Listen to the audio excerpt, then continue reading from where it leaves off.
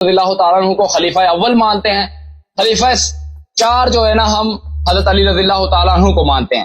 میں نے آپ سے ایک سادہ سا سوال پوچھا ہے کہ مجھے یہ بتائیں کہ حضرت علی رضی اللہ تعالیٰ عنہ نعوذ باللہ لالچ میں آ گئے تھے کہ جو انہوں نے ان کے دور خلافت میں چیف جسٹس تعینات کیے تو انہوں نے قبول کیا، اور یا حضرت علی رضی اللہ تعالیٰ عنہ ڈر گئے تھے نعوذ باللہ من ذالک؟ 2 سوال 2 لفظوں میں۔ اگر ایسا نہیں ہے تو مجھے پھر یہ بتائیں کہ حضرت امیر معاویہ رضی اللہ تعالیٰ عنہ کی خلاف تلوار اٹھانے کی ایسی کیا وجہ پیش آئی؟ اس وقت انہوں نے یہ جرت کیوں کی تلوار اٹھانے کی نعوذ باللہ؟ دوسری، حضرت عائشہ رضی اللہ تعالیٰ عنہ کے خلاف تلوار کیوں اٹھائی؟ تیسرا، حضرت زبیر رضی اللہ تعالیٰ عنہ کے خلاف تلوار کیوں اٹھائی؟ یہ پیچیدگیاں جو آپ لوگوں کو صرف ورغلاتے ہیں۔ آپ کے پاس اس کے دلائل، میں کہتا ہوں وہ انجینئر صاحب کہتے ہیں نا ٹائم قیامت تک ہے، آپ کے پاس بھی ٹائم قیامت تک ہے، اس کا جواب آپ نہیں دے سکتے، بڑے سے بڑا شیعہ بھی اس کا جواب نہیں دے سکتا۔ جی بولیں اب آپ۔ اوکے، تھینک یو سر، بہت مہربانی، آپ جواب آن لائن سن لیں، اب دوسروں کی باری ہے۔ تھینک یو میرے بھائی، بہت شکریہ آپ کی تشریف آوری کا، تھینک یو۔ جواب اس کا یہ ہے کہ امیر المؤمنین علیہ الصلوۃ والسلام نے ابو بکر سے عمر کے خلاف کیوں تلوار نہیں اٹھایا؟ اس لیے اسی وجہ سے کہ رسول پاک صلی اللہ علیہ وسلم جب مکے میں تھے تو کفار مکہ کے خلاف انہوں نے تلوار نہیں اٹھایا، جب مدینہ آئے تو انہوں نے تلوار اٹھایا۔ تو ایسی کون سی بات ہے؟ مکہ میں تلوار نہیں اٹھا رہے بھائی، مدینہ جب آ رہے ہیں تو تلوار اٹھا رہے ہیں۔ ابو سفیان کے قافلے بھائی ان کو اٹھا کے لے کے جا رہے ہیں اور وہاں پہ جہاد کا حکم دے رہے ہیں، مکے میں کوئی جہاد کا حکم نہیں دے رہے۔ وجہ کیا ہے؟ وجہ اس کی یہ ہے کہ جب تک وہ مکے میں تھے ان کے پاس کوئی اتنا طاقت نہیں تھا، ان کے پاس کوئی اتنے نہیں تھا، لشکر نہیں تھا، لوگ اتنے پاس نہیں تھے کہ ان کے کفار کا مقابلہ ہو سکے۔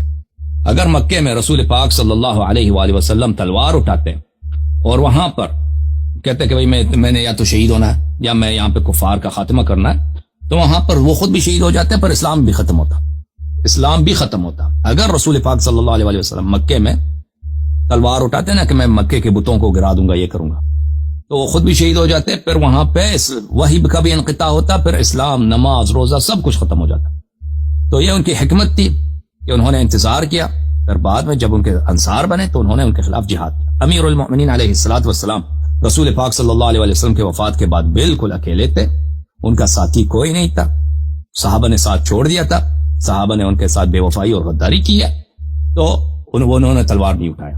اور جب عثمان کے قتل کے بعد صحابہ اور تابعین اور بہت سارے مسلمان سب ان کے پاس آ گئے کہ آپ سے بیعت کریں گے، اب ان کے پاس خلافت بھی ہے، حکومت بھی ہے، لشکر بھی ہے، اب کوئی ان کے خلاف بغاوت کرتا ہے معاویہ جیسا یا اب عائشہ جیسا جنگ جمل میں، تو ان کے یا نہروان خوارج جیسے، تو ان کے خلاف وہ تلوار اٹھائے گا۔ بات واضح ہے، جب ایک انسان کے پاس لا یکلف اللہ نفسا الا وسعها، اگر آپ کے پاس کسی بات کی طاقت نہیں ہے تو آپ جو ہے نا، وہ اللہ آپ سے وہ نہیں چاہتا۔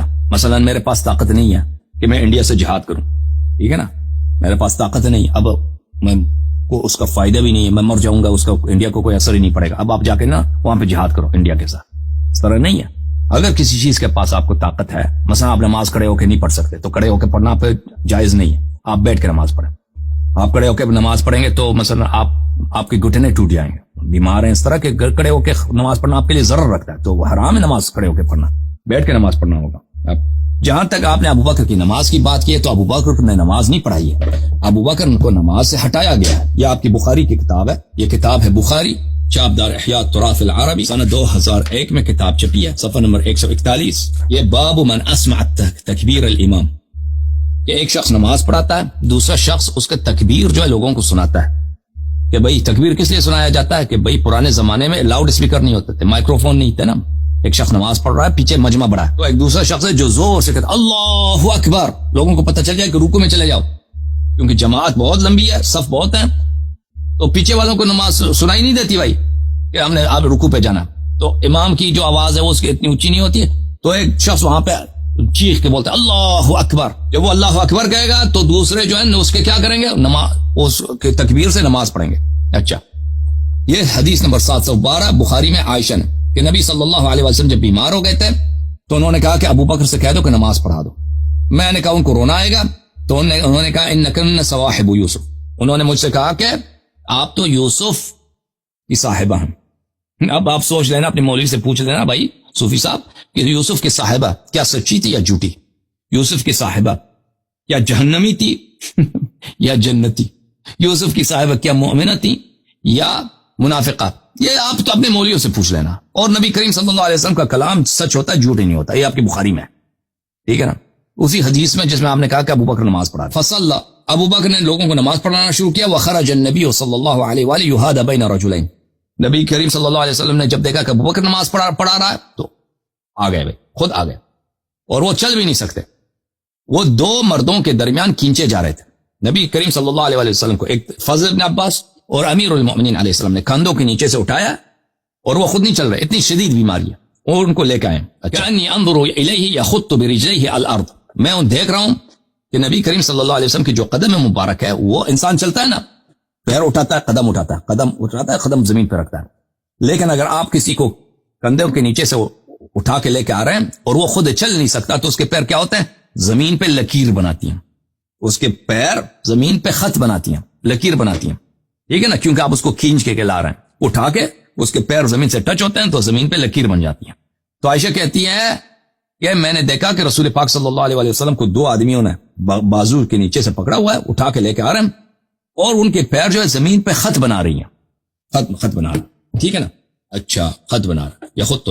فلما رآہ ابو بکر ذهب يتأخر فاشار الیہ, ابو بکر کو جب رسول پاک صلی اللہ علیہ وسلم نے جب تشریف لائے تو ابو بکر پیچھے جانے لگا, پیچھے چلا گیا کہ میں اس کا جو جہاں پہ صف میں اس کا اپنی جگہ وہاں پہ چلا گیا, چلنے لگا.